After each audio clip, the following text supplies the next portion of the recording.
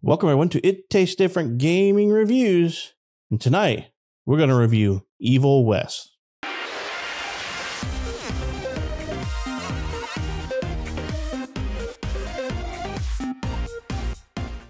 Evil West is a third-person shooter game developed by Flying Wild Hog and published by Focus Entertainment. It was released on November 22nd, 2022 for Windows, PS4, PS5, Xbox One, and Xbox Series X and S. It is third person, so and it's got some co-op in it.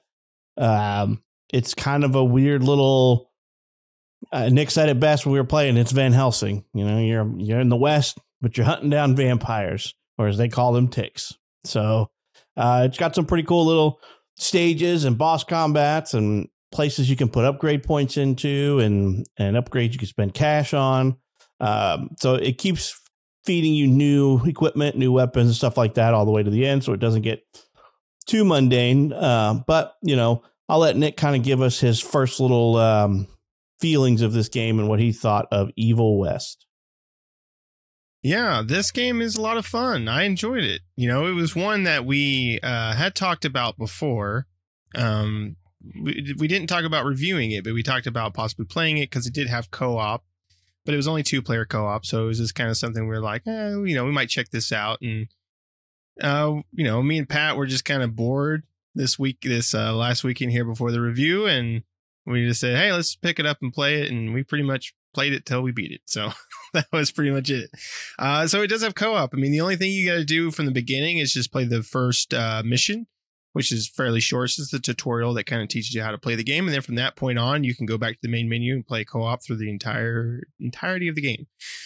The only thing is I wish they would do co-op a little bit differently, because they do have you play the same exact character, except for the other person can customize that character. They can spend points and you pick up points, like Pat was saying, when you level up, and through chests and stuff. You also pick up gold throughout the game that you can use to buy upgrades for your weapons and stuff like that, which the gold pickups and every pickup in the game, this is the nice part of the co-op, is it goes for everybody. So if you pick up some gold, you get the $200 worth of gold, and so does your co-op partner, right? So you both don't have to go pick up the items. It all is just shared between it. And it's not shared gold as in you have one money pool. It's everybody has their own money, and it's all. So that's kind of neat in the fact that you could go different upgrade paths, right? There's a lot of different upgrade paths. I mean, eventually you're all going to interject with the same stuff, but I'm sure there was probably skills that Pat selected that I didn't, and skills I selected that Pat didn't, and weapon upgrades that he selected that I didn't, and vice versa. So we have like a mixture of different weapons that we're all using the same weapons, but they have different upgrades because of the path we chose for our character. So that's a lot of fun. The only thing is, again, it's the same exact character. They do the same animations, which is really weird. There's parts of the game where you're going over something and your guy's like, whoa, kind of like that. And the other person has to wait for that to be done with the person to end it. And then when they go through, they do the exact same animation at the same spot. It's really funny. It's kind of annoying, but really funny to see it because it's going to happen. But overall, the co-op's a lot of fun. I think this game would be fine on its own. If you played single player, I don't think you would be bored of it. I think you would have a fun time. But I think co-op is really where if you have a friend to play with, this is really the way to play it, right? Because you play through the entire game together. You both get the achievements. You both can level up your characters. The only problem is it's only the progression of the host. So we played with my character. And so, after you beat the game, you do get a new game plus. And so, for Pat, he probably doesn't have New Game Plus because he hasn't beaten it, right? So you would have to go through again with your friend on theirs to go through the entire campaign again.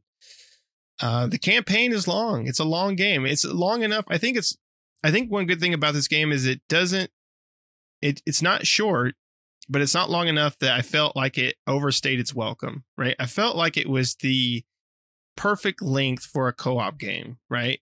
I felt like it was getting to the point where you kind of get, when it gets close to the end of the game, you kind of felt like, hey, if this ended anytime soon, perfect. And it did, right? And you're like, awesome. Hey, that was a perfect time to end it.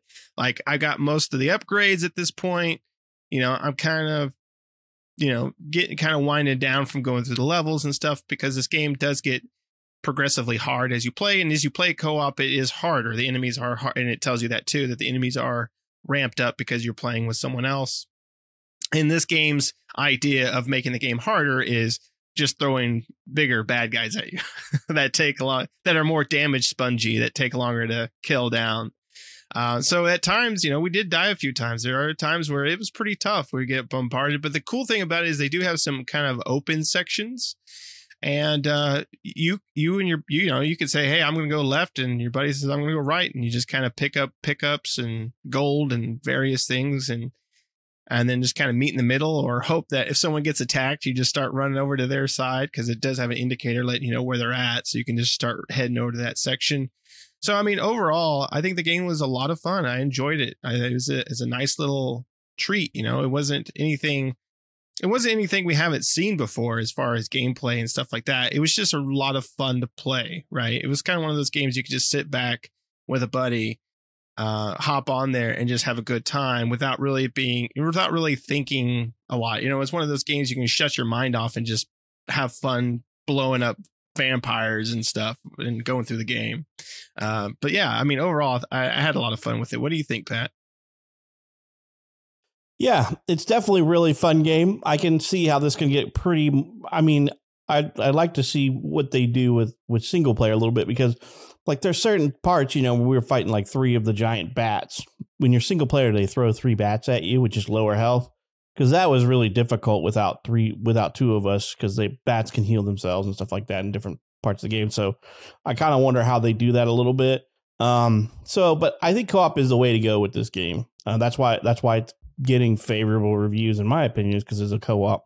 It's a pretty fun game regardless, but the co-op kind of pushed it over the edge for us because it was done really well. There was a little bit of bugginess to it. We ran into a few bugs, but nothing that made it like unplayable, and I think, I don't know, what did we put in there, 10, 12 hours, something like that over the course of 2 days. So it's, as Nick said, right towards we're getting to the end, I'm like, we've got to be getting close to the end. We've done a couple of big things and I'm like, all right, it's starting to get a little bit stale. There's not a whole lot of new enemies. Instead of us getting like a big enemy and a bunch of little ones, they're like throwing 2 and 3 big enemies at us with a whole swath of little guys. So I'm like, something's got to be given here. We got to be getting close to the end, because what are they going to start doing next? 10 big enemies, so, so it's pretty fun. It's got a combination of melee combat and ranged combat and just like power ups and special abilities. And they even got a little bit of some skins thing going on in there where you can equip different clothing for your main character to make them look a little bit different and stuff like that. So I really enjoyed this game co-op. It probably would have been fun single player too, but yeah, the biggest thing is my story didn't progress, but I got all the achievements as we were going through there, the same achievements that Nick got. And then, when I did so many melee attacks and so many finishing moves and stuff like that, I got my own achievements for that. So that's pretty good. But like I said, according to my game, I've never finished the game. So the achievements are the only proof that I've ever played it. But it's pretty cool. I mean, it's really kind of reminding me of some old school stuff, just looking at enemies, looking at their attack patterns, and just then it's a beat 'em up after that. You're like, okay, I know what that guy does, and I know how many times he does it, and I need to know when I need to stay away or when I can get in and do my melee abilities and things like that. And there's also destructible terrain that you can knock big bad guys into that kill them instantly if they take a lot of damage and things like that.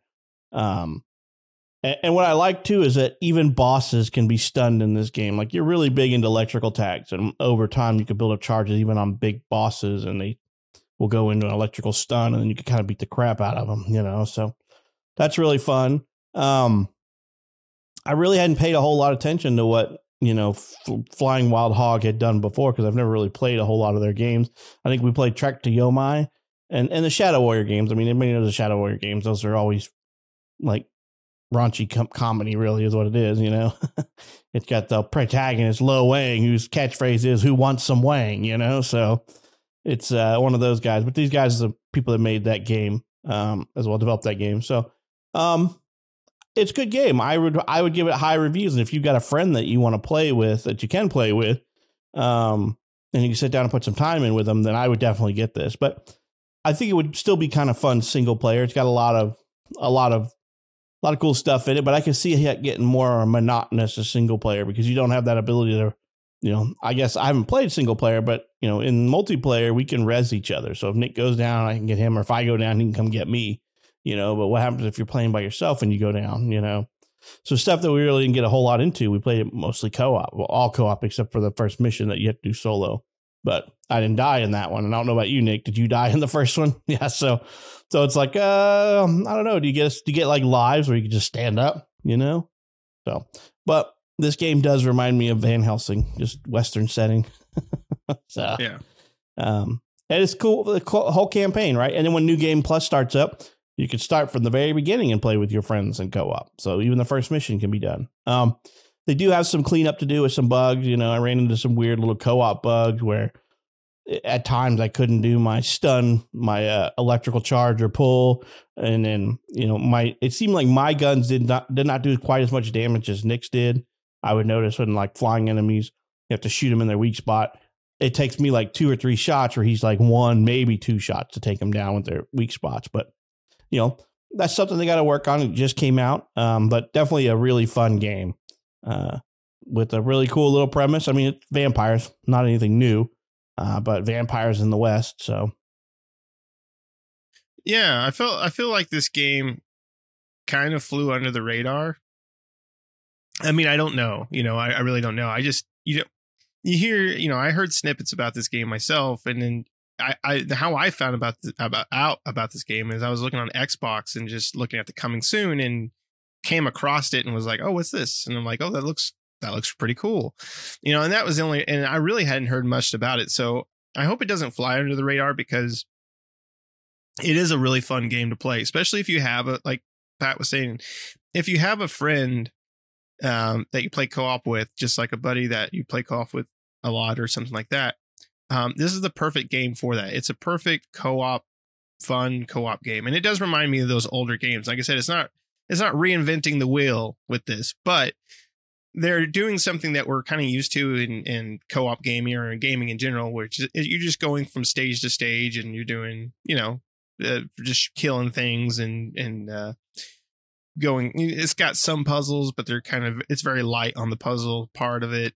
And you're just kind of going through the motions, but they do it really well, right? Everything is built really well. Everything kind of all connects really well. And they have some really nice visuals too. There's some really cool areas that look really cool. The way they design them and stuff, some of the vampire areas that, especially at the beginning of the game and later on and stuff.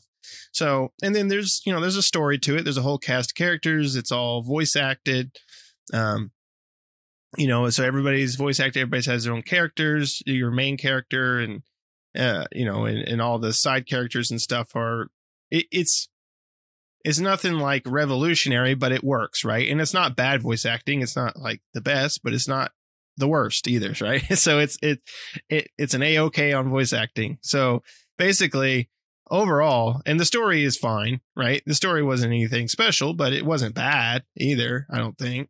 So if you like a good like vampire kind of story with like, reminiscent of Van Helsing, like there have been Van Helsing games. And if you want to call this a Van Helsing game, you could say this is the best Van Helsing game they've ever made. Right. even though Van Helsing's not in the game whatsoever, this is pretty much that. But it's the best one they've made. And the co-op's just a lot of fun. Yeah, there are some bugs with co-op that they do need to fix. We did run into some where we did have to restart the game. But the nice thing about it too is when you restart the game does have checkpoints, and when you restart it with your buddy, you can actually restart at those checkpoints. So you don't have to restart the mission completely over.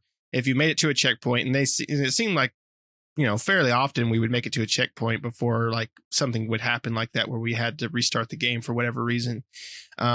And so we could just start back over, or you can decide to start the mission from the beginning if you want. You have that option. So yeah, I mean, overall, this game is a lot of fun to play. I mean, it's I would highly recommend it if you got a friend out there that you want to play with. I mean, like Pat said, I think single player would still be a fun game to play. So I'm not putting it down for if you want to just play it by yourself. I think you would have a fun time with it. But I think, everything's fun with a friend. So playing this game with a friend is definitely where this game excels. and just having fun, even though you're playing the same exact person. Why they couldn't just make another person for the co-op player, like a different character model for that player, I don't know, but whatever. You're just the identical twin brother of the main protagonist. So Yep. You and your twin brother are going through hunting vampires with technology, So if you're a fan of cowboys, zeppelins, horses, and vampires and familiars, this is probably right up your alley, with, supernatural stuff and cowboys. It's a pretty fun game. Definitely a lot of Western tropes and vampire tropes and things like that. So, you can't beat it for a co-op experience. And yeah, I would say it lived up to just about the right amount of time. And then we were like, okay, we played this game all day Saturday, a good chunk of Sunday. And we're like, all right, it's about over. And then it ended. And, and so it's pretty much just like Dick said, stage clearing with boss battles at the end of it. Every end of everything has a boss battle, and they all have their phases. First phase they do this, next phase they do that. It's just different phases of the enemy. They change what they do and their attack patterns. So I can imagine being single player that would be a little bit difficult. But Nick will probably play it single player. He's the resident masochist of the group, so he'll let us know how bad it is.